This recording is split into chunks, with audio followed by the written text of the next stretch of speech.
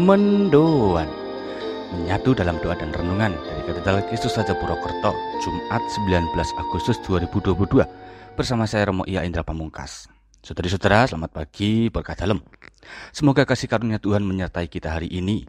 Sekarang kita syukuri karunia itu dengan membuka kitab suci dan merenungkan sabda Tuhan yang akan kita ambil dari Injil Matius bab 22 ayat 34 sampai 40.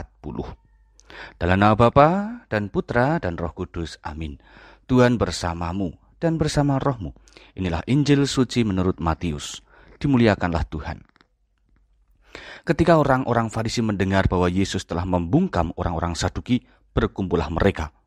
Seorang dari antaranya, seorang ahli Taurat, bertanya kepada Yesus hendak mencobai dia.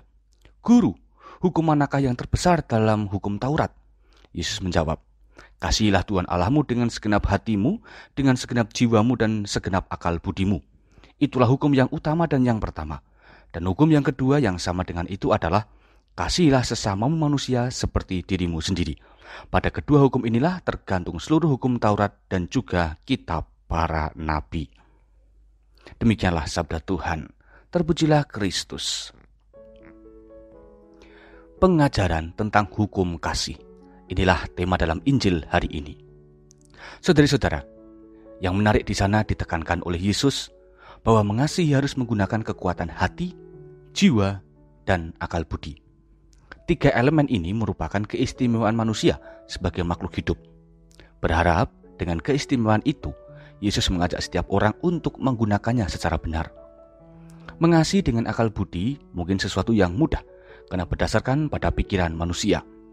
Banyak program kerja di paroki maupun gereja-gereja atau instansi Katolik yang berawal dari konsep-konsep pikiran tertentu dengan hasil akhir yaitu mengasihi sesama, peduli, dan juga berbagi. Mengasihi dengan segenap jiwa juga sesuatu yang biasa kita lakukan.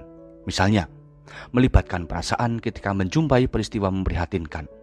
Kita lalu menjadi iba, kasihan, sehingga menaruh simpati kepada orang lain. Banyak sekali pekerjaan mengasihi juga berawal dari koridor jiwa ini. Namun, satu hal yang mungkin menjadi perjuangan kita adalah mengasihi dengan hati. Mengapa? Karena di sini kita disadarkan bahwa mengasihi bukan hanya sebuah kewajiban saja, melainkan sebagai cara hidup.